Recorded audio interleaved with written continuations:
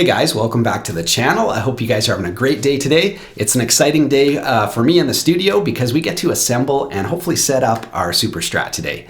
Now, if you missed last week's video, we did the unboxing, so you can check that out by following the link above. If you missed that one, we go through all the parts in a little bit greater detail. So if you're interested in the parts that I chose, check that one out. Other than that, we're gonna jump straight in and start the build today. Well, since it's first thing in the morning, I think we better ease our way into the build. We're gonna start by adding our locking tuners to our Fender neck here. Now this one is a Deluxe neck.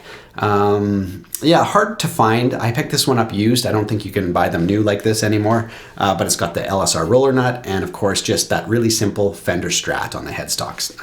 No, other writing, just really clean look, which I like. And yeah, other than that, let's jump straight in. We're gonna switch camera angles and we're gonna add our locking tuners. All right, so we've got our parts laid out and let's jump right in. So we're gonna use these hip shot locking tuners with the exposed gears, really cool.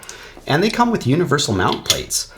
So also a really cool system because there's no drilling or messing about. You just put these little plates on and your tuning machines will pop right in. And of course, you're not modding your guitar neck, so if you ever want to switch it back to stock, you can do so. Super easy. All right, so let's start with our tall ones. We've got tall, medium, and short here. And they just sort of snap in place. Really, really cool. So there's our tall ones and our medium ones. I think Hipshot sells them for like 3+3 headstocks as well with the same system. So if you have like, an older Gibson or something like that with the Gibson Deluxe tuning machines that you want to replace. Again, you can do this with that style without drilling into your really expensive guitar. So pretty clever design. So there you go. They're all snapped in. Hopefully you can see that on the camera here. And yeah, you just get a great view of those exposed gears, which is what I'll see when I'm playing. Yeah, really, really beautiful. Okay, so anyway, these are in place. Then all we need to do is put on, thread them in with the washers, and we've got our 10 mil socket so we can tighten them down as well. So I'm gonna try to do this just like this so they don't drop out, because they're not held in place until you tighten them in. All right, now that we've got these finger tightened and they all look straight and locked in, yeah, that looks good. All right, we're gonna take our 10 mil socket and just tighten them up. And do a quick check to make sure nothing's askew. The brackets pretty much hold them straight, which is really cool. And then we're just gonna tighten it up. Now again, you don't wanna over tighten them, just give them, a quarter of a turn, an eighth of a turn, because you don't wanna dent the finish, which can happen when you over tighten things. As we play it, if we notice that there's rattling or buzzing coming from here, we can always tighten it up later. But for now, let's just sort of make sure everything's in place. And that looks pretty cool. Wow. Yeah, I wasn't sure how I was gonna like the tuning machines on the headstock, but I think it looks really, really cool. And of course, from behind, very cool. All right, job one is done. Now on to the body. Now this is a Warmoth body, black burst finish, flame maple, obviously with alder. Such a cool body, man. Beautiful. Now I've done a couple things to this. First of all, I've added our shielding paint. Well, more accurately, my wife painted the inside because she's much more precise than I am. So anyway, we've got 2 or 3 coats of shielding paint. I did that a while ago because I knew I couldn't do that on the assembly day because you need time to dry and recoat. So we've got shielding paint inside each one of the pickup cavities, the control cavity and the output jack, and also on the back. I don't know if we need it or not, but I just decided we better paint everything so that we can have a nice, quiet, hum-free experience. I've also done some low adhesive painter's tape on the trem cavity as I was fitting that so I don't scratch up the body. So yeah, we'll get to that in a bit, but I was test fitting that and that looks good to go as well. So I think what we should do is just throw caution to the wind. Let's bolt the neck on. I know maybe I should be working on the electronics before I do that, but I just want to do something fun. So let's actually attach the neck to the body. Because we're doing sort of a mean looking blacked out SuperStrat, we've got a black back plate, the neck plate, and 4 black screws. Okay, so we're gonna attach that. Now, on this neck, I had to do a little bit of sanding on the heel. So when I was I don't know if you guys will be able to see that. When I was test fitting it, it was a little bit too wide for the body. Okay, so we had to sand off just a little bit here. I think you guys, hopefully right there, you guys should be able to see that. Just that little arch, and that corresponds with this arch here, and then a little bit on the other side, okay? So normally you don't have to do this, but while I was doing the project, you always run into these little issues. And so it turns out the Deluxe necks are slightly wider than a traditional American standard neck. I had no idea. So yeah, as I was test fitting it, I had to sand it down a little bit. And there's advantages and disadvantages to that. Obviously the disadvantage is you have to take the time to do it. But the advantage is then if you're careful, you get a much tighter fit than you would find on a factory Strat. If you look at the Strats on my wall, all the neck joints are slightly imperfect. That's just the way, they are. They're not a really precise instrument. But when you do the sanding, I should move it over a little bit. You can ensure that you get 0 gaps anywhere, both sides, super tight. And of course, then you can just make sure everything lines up perfectly. Now, I haven't checked the angle this way, so hopefully when Warmoth made the neck pocket, I won't have to shim it. But side to side, I've got it fitting just perfect. Okay, so we've got the neck in the pocket, and we are gonna slap on our little back plate. And then we'll start threading in our screws.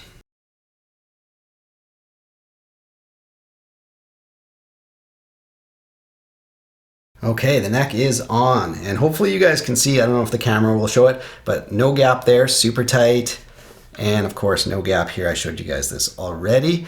And yeah, we've got ourselves a really beautiful, tight fitting neck joint. All right, and that's just gonna help transmit all the vibrations from the strings.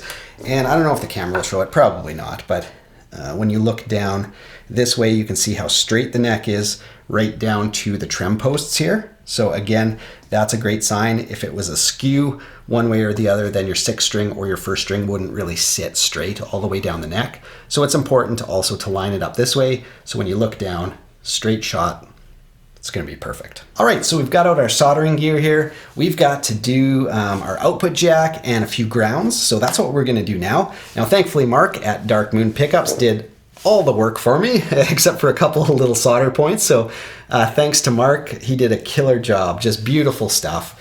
And when he saw the unboxing that I did of this loaded pickguard, he said, you know what, we should offer your viewers a discount. So if you guys want anything done like this, he does engravings. So if you had like whatever, a birthday or an anniversary, you could get like silver covers with engravings on them, images, and of course all these cool abalone mother of pearl. He does a bunch of really cool artistic stuff. So anyway, if you want anything custom done, check that out. The code will be DBG15, and that'll get you 15% off his store, which I thought was really cool of him. All right, the gun is hot, and what we need to do is take this ground wire and extend it, because this ground wire is going to go into the body, and that's going to be anchored into our conductive paint, our shielding paint.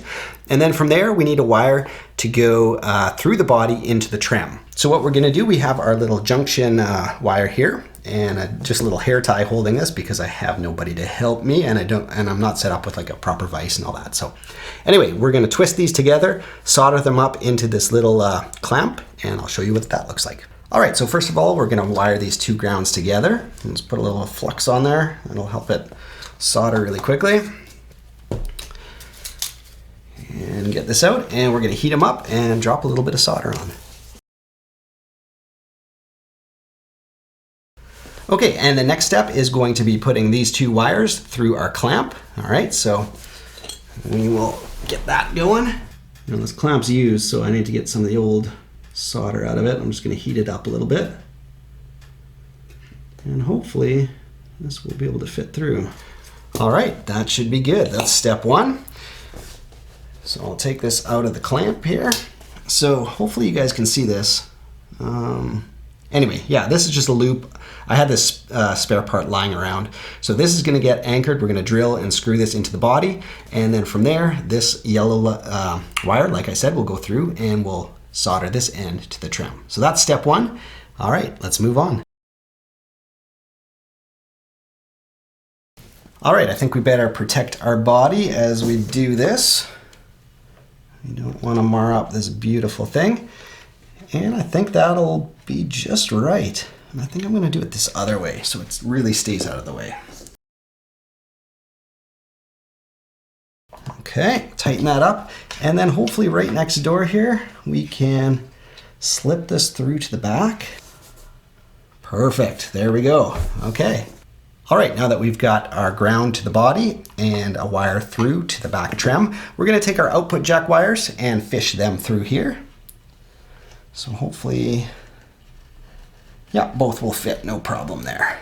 Okay, so you always wanna make sure that, you know, the bottom of these screws, the adjustment, the height adjustment for your pickups, do not scrape up your finish. So what we're gonna do is just fish them through here. Hopefully you guys can see that. These guys have popped out. So I'm gonna grab my output jack and we'll do some more soldering. And we're set up for soldering step 2. We've got a used Switchcraft jack that I had lying around. And obviously you guys know Switchcraft is pretty much the best in the business. And then we've got our cloth wires here. And you can always sort of just take the cloth on this vintage style and just sort of push it down if you need a little bit more area to solder, so we'll do that. Give it a little bit of a kink to hold it back there, and then we're going to heat up the terminal, and the black will go to the inside here.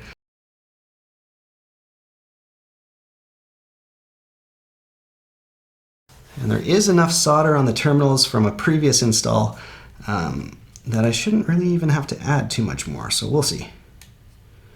There we go. And see if, there we go, there goes the white wire.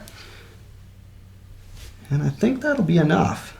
There's quite a bit of material there. Maybe I'll add a little bit to the back side here, but overall really nice.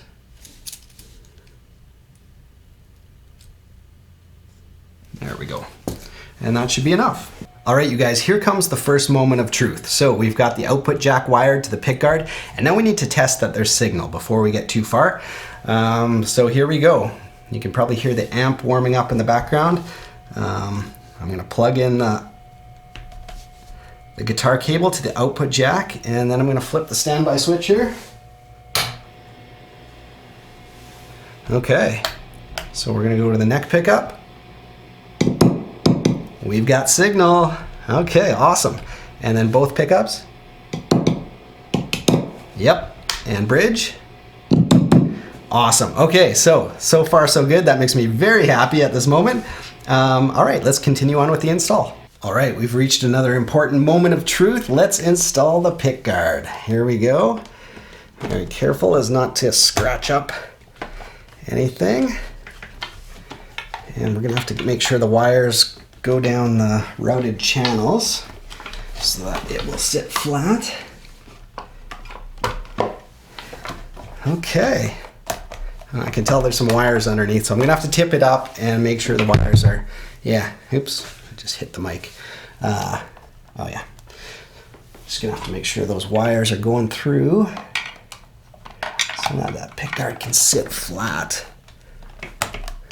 All right, yeah, I'm gonna have to get in there with a screwdriver, I think, and just do that. So I shall fish them through and then be back. Okay, I think we've got the pickguard sitting flat here. There's a little bit of wiggle room, but we will anchor that down in a second. Actually, I think that'll be probably the last thing we do, but just in case there are issues, with the electronics, we don't wanna anchor and attach all this and then, you know, have to go and open it up again. So, all right, let's put the output jack in though, so this isn't floating around and messing up the finish. So we've got a nice black one here.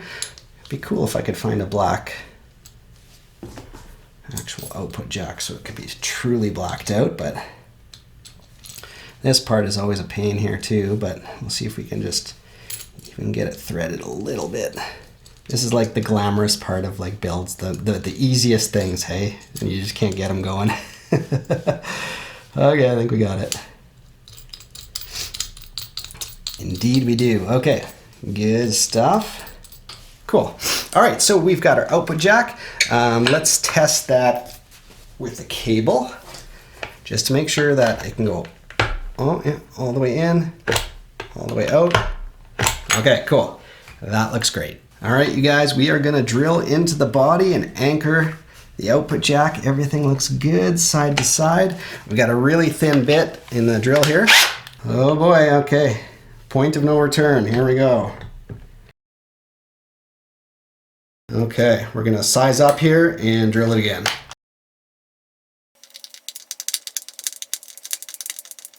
Okay, we are cruising along. It's time to start thinking about the trim system. Wow, okay. So here is our claw and our screws. I'm just gonna pop this out. And there we go. And this is what our springs will attach to. And then obviously our trim will come through the back. So let us attach that. And this was pre-drilled as part of the Warmouth body, so we don't even have to worry about that. So let's get it started. All right, we've got the claw anchored into the body here, and we've got 3 springs that will attach like so. So I think I'm gonna have to take this ground wire and maybe coil it up and zip tie it or something like that to keep it out of the way. But anyway, the next step is going to be soldering this ground wire to the claw, which again will travel through the springs into the block, through your strings, and onto your hands, which is really cool. So anyway, we're gonna heat the soldering gun back up and attach this wire like so. Okay, because I'm gonna have a spring on the outer edges and I think on the middle one, I'm gonna do the soldering behind one of the posts that I do not need.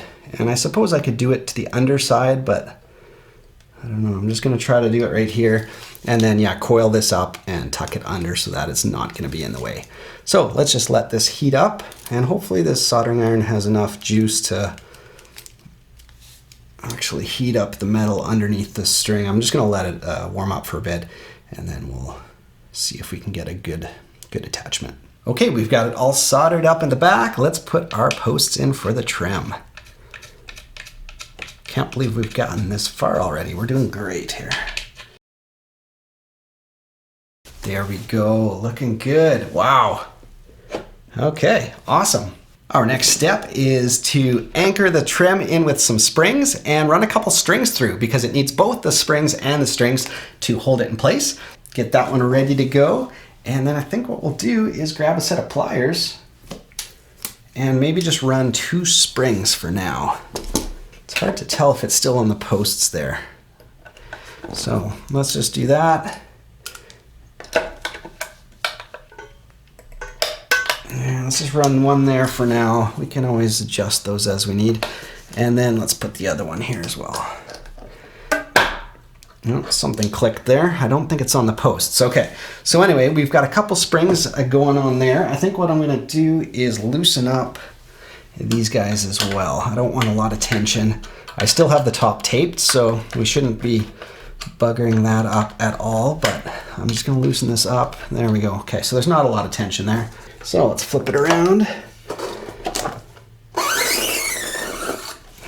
Okay, so yeah, it's definitely not on the posts. I think I'm gonna have to loosen those off a little bit as well. There, okay, so that's locked in. Obviously we haven't set our heights yet. We're gonna have to do all of that, but for now, there we go. That's gonna be perfect. Okay, so as you guys can see, we've run our 6th string and our 1st string through the trim. Still have the tape on there because we're making our final adjustments. Once we have it floated, we'll pop that off. But hopefully you can see, but the same distance between the strings at the nut and the 22nd fret. So that means our neck is sitting in the pocket straight. Yeah, so that's great confirmation that we are on the right track. All right, our puppies come to say hi, help us work on our project. Our next step is to add the 3rd spring, and then we're gonna start adding some more strings. And then we'll set our trim roughly up and remove that protective tape. So there's our 3rd spring. And what I'm gonna do is start adding some more strings. We'll be right back. All right, you guys, we've put some strings on and the trim is floating a little bit. Obviously, we're gonna have to adjust the height and do a full setup. But our next step is going to be drilling down the pickguard.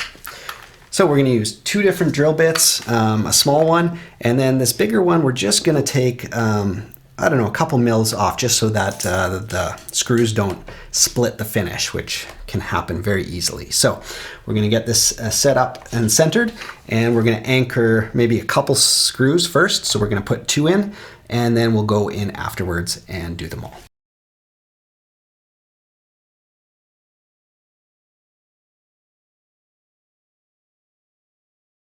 All right, you guys, we finished up drilling and screwing in the pickguard. So that is in place and looking great, sitting perfectly centered, which is awesome. And on the back as well, we did the, oops, you won't be able to see that. Anyway, the same system on the back cover. So that's great. We need to raise the pickups back up and set the trim height, do all that stuff. But I'm really curious as to how straight this neck is sitting. So we're gonna grab our straight edge and put it on. We've got the instrument roughly tuned to pitch. It's gonna fluctuate a bunch because of the new strings, but let's check with the straight edge here. Wow, that's not bad. Okay, I don't think we're gonna have to adjust the truss rod. We'll check it in half hour or so as the tension of the strings may move the neck, but as it sits, that is pretty good. I'm pretty impressed with that. But that doesn't mean that the angle of the neck in the pocket is right. If it's tilted too much this way or this way, it's not going to be correct. So we need to test that as well. And to do that, we're going to set up our action. Yeah, you know what? We're going to have to adjust the saddles. So what we're going to do to start is, I think I can, yeah, you know what? I'm going to leave the tape on. I was going to rip that off, but. So we are going to grab our radius gauges. Here we go. Okay, so let's double check. Oops, let's not hit the body. Let's double check up here. Sorry, you guys, my head's in the way. Okay, so that is definitely 9.5. Okay, so what we're gonna do then is take our saddles, which are completely flat, and adjust them to the radius of the neck. Because I can already tell these center strings here, there's not near enough clearance. On the outsides, it seems okay. So what we're gonna do is raise the insides of the saddle to match the radius, and we'll use our radius gauge like I showed you to do that. So I'm gonna do that really quick and we shall be back. Okay, so we've set our saddles to the proper radius. I don't know if you'll be able to see that on camera or not, but yeah, there we go. So sitting behind there, you can see the first string and the sixth string, and then it rises on the inside. So that should help the strings to stop from, choking out, just so that they sit at that same arch as the neck. So here's the finished product, you guys. Check it out. I'm super happy with it. I think we better give you guys at least a few little tones of this thing. If you stuck through this video and watched this this whole thing come together into a working and great sounding guitar with what I think is astonishingly good looks, blacked out with a shot of color. Let me know. I've had the pickguard with straight black knobs or with these abalone tops. Let me know if you think that these knobs are too much, or like if I should just leave the pickups with the color and just go straight black, or if I should leave the knobs as is. I think that's the only thing really left to talk about. Other than let's plug it in and hope everything works.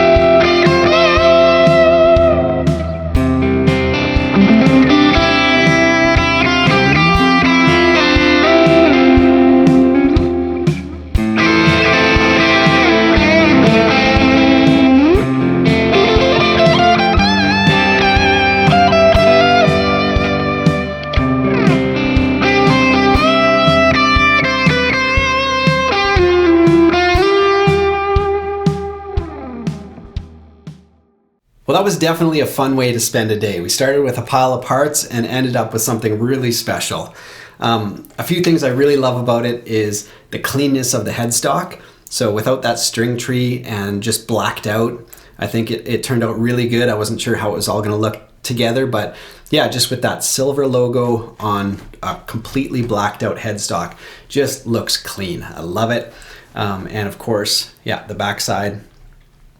Yeah, so far the combination, I mean, I've just you heard me jam, that's it. I've just sort of been noodling around. So far, the roller nut with the locking tuners and the trim system have been great. Like, it's an absolutely smooth experience with the trim. So loving that whole situation. And then the aesthetics. You know, you never know. You know, when you put it together, are you gonna love it? Are you gonna hate it? Are you gonna wanna change a bunch of stuff about it? But I think we did okay. And it's hard to tell probably on the video, but yeah, just the tie-in with the abalone all up and down the neck, and then with the pickups. And I decided to put the knobs on, obviously, but I do have blackout knobs if I wanna change. So yeah, like I said before, let me know what you guys think. And then of course, just the stunning body. You know, something that you're only gonna find on like a PRS or a SUR or some custom made guitar, right? So yeah, just that combination, I think worked out really well. So I'm super pumped about it. We'll go through on another video and give you all the tones in terms of the splits and stuff like that. But overall, I can't stop smiling. This thing is beautiful. So thanks for coming along on the ride, you know, and building this with me. And hopefully we'll see it on the channel in the future. So I'm sort of tossing around a few ideas, maybe comparing our homebrew SuperStrat versus like maybe an Ibanez or Jackson or an ESP, you know, some of those really established SuperStrat brands, and seeing what our little SuperStrat build can do up against some of those bigger brands. So I don't know, let me know if you guys would like to see that, or if there's something specific you'd like to see our homebrew Strat compared up against. Let me know in the comments, that'd be awesome. Last week when we did the unboxing, Adam said we should dub it the DB Caster. So I think that's what we're gonna call it right there.